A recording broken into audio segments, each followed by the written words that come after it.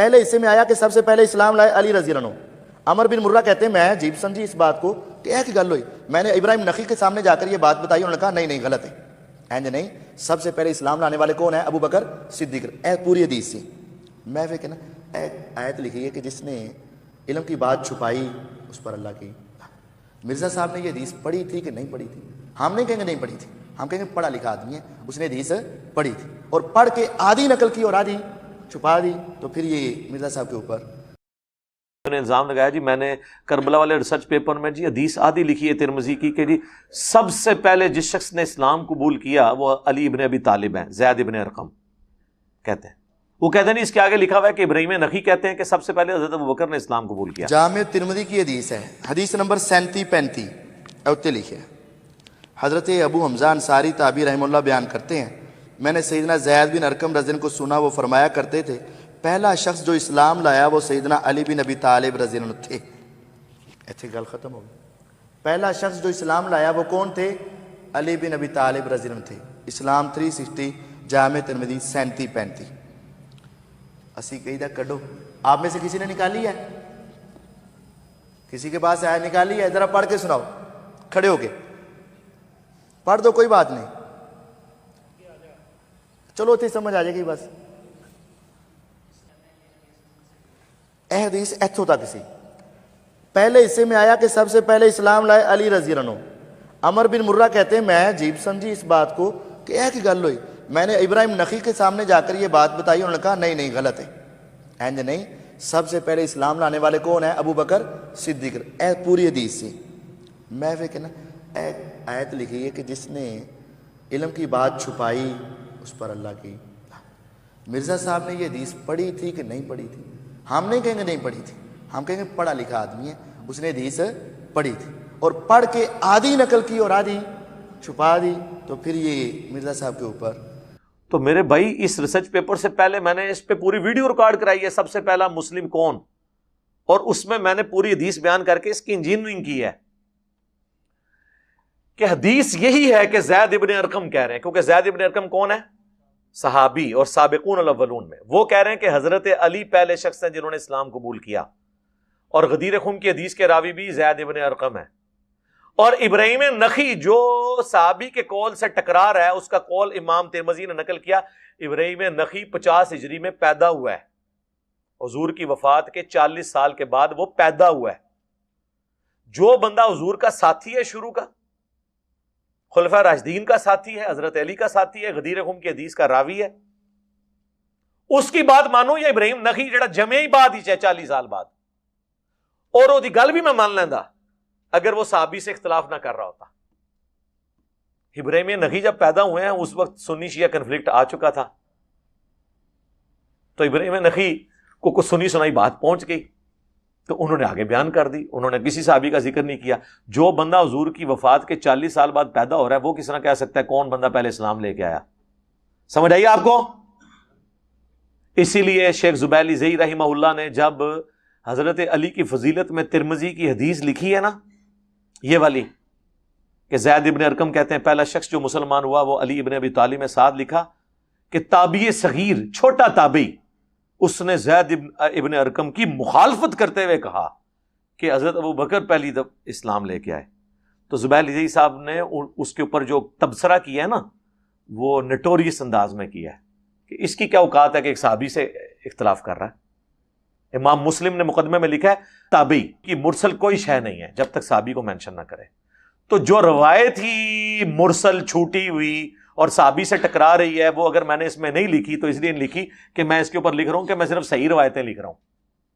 اگر میں یہ جعلی کام ساتھ لکھتا نا تو مجھے تین لائنیں اور لکھنی پڑنی بتانے کے لیے، تو وہ میں نے اپنا ٹائم تو نہیں ضائع کرنا۔ البتہ جب میں نے ویڈیو ریکارڈ کی اس میں نے پوری بات کی، ٹھیک ہے، بات سمجھ آئی؟ ایک اس کربلا والے ریسرچ پیپر پہ ایک اعتراض کسی نے کیا جی آپ نے وہ ایک حدیث لکھی ہے بخاری کی کہ حضرت عمر کی میت پہ حضرت علی نے جو ہے نا حضرت عمر کے لیے جو تعریفی کلمات کہے تھے وہ تو آپ نے نقل کیے ہیں، لیکن اس میں سے ایک جملہ آپ نے چھوڑ دیا ہے۔ یہ نا اس کے آگے اگر یہ پمفلٹ آپ کے پاس ہو، اس کی 3 نمبر حدیث کے تحت نا آگے نوٹ لکھا ہے صحیح بخاری کی 3700 اور 7207 ہے، اس میں بھی شروع سے حدیث بندہ چھوڑ دے نا تو بہانہ بن سکتا ہے میرا موضوع کے ساتھ اگلا تعلق تھا، آخر سے چھوڑ دے بہانہ بن سکتا ہے شروع کے ساتھ تعلق تھا، درمیان سے ایک جملہ چھوڑنا یہ خرابی کی نشانی۔ حضرت عمر رضی اللہ عنہ شہید ہو گئے، کفن دے کے ان کو چارپائی پہ لٹا دیا گیا۔ حضرت عبداللہ بن عباس رضی اللہ عنہ فرماتے ہیں میں وہاں کھڑا تھا، ایک بندے نے آ کر میرے کندھے پہ ہاتھ رکھا، میں نے پیچھے مڑ کر دیکھا، وہ علی رضی اللہ عنہ تھے۔ اب اصل حدیث میں یہ ہے کہ انہوں نے کہا انی کنت لارجو ان القی اللہ بمثل عملی منک ما خلفت عہدا، کہ تسی ایسا کوئی بندہ پیچھے چھڈیا ہی نہیں کہ جہدے وال ویکھ کے منوں امید ہوئے، یہ تمنا ہو کہ کاش کہ اس جیسے عمل لے کر میں اللہ کو ملوں۔ صرف آپ ہی ایسی ہستی تھی کہ ساری زندگی میری یہ تمنا ہو، میری تمنا تھی کاش ایسا کبھی ہو جائے کہ میں رب کے سامنے جاؤں، کھڑے علی ہوں، نامہ اعمال عمر کا کھل جائے، میری یہ تمنا تھی۔ آپ کے بعد کوئی ایسا یہ جملے بولے اور پھر کہا اللہ پر رحم کرے، میں تو ہمیشہ ہی یہ سمجھتا تھا کہ آپ اکٹھے ہوں گے کیونکہ نبی علیہ السلام کا اکثر آپ کا نام لیتے تھے۔ اس میں یہ پوری حدیث بیان کی ہے۔ یہ جو جملے تھے نا کہ میں آپ جیسے عمل پسند کرتا تھا، اے درمیان چ جملہ کھا گیا، درمیان چ جملہ چک لیا۔ کیوں؟ یہ ایک جملہ حضرت عمر رضی اللہ عنہ کے اوپر لگنے والے تمام اعتراضات کا جواب تھا۔ مرزا صاحب درمیان چ وہ جملہ ہی غائب کر گئے۔ میں ہوں انہوں نے پڑھانا کہ اے پڑھی یار ایتھے لکھیا ہے، اپنے موبائل چو کڈاں ذرا ایتھے لکھیا ہے، اے کیوں وچوں غائب ہویا ہے؟ یہ ہے مرزا صاحب کی رافضیت نوازی۔ وہ اس لیے میں نے چھوڑ دیا تھا کہ بخاری کے جس طرق کو میں ذکر کر رہا تھا وہ اس میں وہ الفاظ موجود نہیں تھے، لیکن اس سے پہلے میری ویڈیوز میں وہ جملے موجود ہیں، 2012 کی ویڈیوز میں بھی میں نے کو نکالے تو نہیں ہے۔ وہ ترک اتنا پیارا تھا کہ میں اس کو مس نہیں کرنا چاہتا تھا۔ اس میں الفاظ ہیں کہ ایک شخص آ کے عبداللہ ابن عباس کہتے ہیں کہ میری شولڈر پہ آ کے کون ہی رکھتا ہے اور کہتا ہے اے عمر، میں نے اکثر رسول اللہ سے سنا تھا میں ابو بکر اور عمر داخل ہوئے، میں ابو بکر اور عمر نکلے، مجھے امید تھی تو اپنے دو ساتھیوں سے جا ملے گا، اور بڑے تعریفی کلمات، اور کہتے ہیں میں نے مڑ کے دیکھا تو علی بن ابی طالب تھے۔ اب اس میں جو سوز و گداز ہے وہ اس میں نہیں ہے۔ دوسرے طریق میں آتا ہے کہ علی بن ابی طالب آئے اور انہوں نے کونی رکھی میرے کندھے پہ، اور حضرت علی، اس میں وہ سسپینس اور چسکا ہی نہیں ہے جو اس میں ہے، کیونکہ یہاں انہوں نے مختصر بات کی ہے، وہ اینڈ پہ انہوں نے مڑ کے دیکھا تھا، تو یہ سسپینس باقی رہتا ہے۔ میں نے وہ والا طریق ڈالا ہے۔ اور اس سے آگے اس ظالم سے پوچھو، اس سے آگے حدیث میں نے بخاری کی نقل کی ہے کہ حضرت علی سے ان کا بیٹا پوچھتا ہے کہ بتائیں رسول اللہ کے بعد اس امت میں سب سے افضل کون ہے؟ تو کہتے ہیں ابو بکر۔ وہ پوچھتا ہے اس کے بعد کون؟ تو کہتے ہیں عمر، اور کہتے ہیں میں نے سوچا اس کے بعد میرے ابا جی حضرت عثمان کا نام لیں گے، تو میں نے کہا ابا جی اس کے بعد تو پھر آپ ہی ہوں گے، محمد بن حنفیہ کہتے ہیں۔ تو حضرت علی نے کہا کہ میں تو عام مسلمانوں میں سے ایک مسلمان ہوں۔ عاجزی، وَمَنْ أَحْسَنُ قَوْلًا مِّمَّنْ دَعَا إِلَى اللَّهِ وَعَمِلَ صَالِحًا وَقَالَ إِنَّنِي مِنَ الْمُسْلِمِينَ۔ اس سے بہتر کس کی بات ہے جو لوگوں کو اللہ کی طرف بلائے اور نیک اعمال کرے خود بھی، اور کہ میں بھی عام مسلمان ہوں۔ تو یہ حدیث تو میں نے کربلا ریسرچ پیپر میں ڈالی ہوئی ہے۔ یہ زیادہ تگڑی بات ہے، یا بہت زیادہ تگڑی بات ہے کہ میں وہ جملہ کہ میں عمر کے اعمال پہ رشک کروں گا، تو وہ اس طریق میں نہیں تھی، وہ تو کئی ایک طریق اس میں جو ہے وہ شامل نہیں ہے۔ اوورال ہم نے مقدمہ رکھا ہے، اور جب میں نے لاتا سے لیکچرز میں اس سے بھی 5 سال پہلے بیان کیا اور ابھی تک کئی جگہ میں نے بیان کیا ہے، تو میری نیت کے اوپر نیت تو آپ کی شک میں ہے۔ اہل حدیثوں نے 3 کتابیں لکھی، تینوں میں غدیر خم کی حدیث میں تعریف کر کے قرآن اور سنت کر دیا، اہل بیت کا نام نکال دیا۔ بے ایمانی یہ ہوتی ہے۔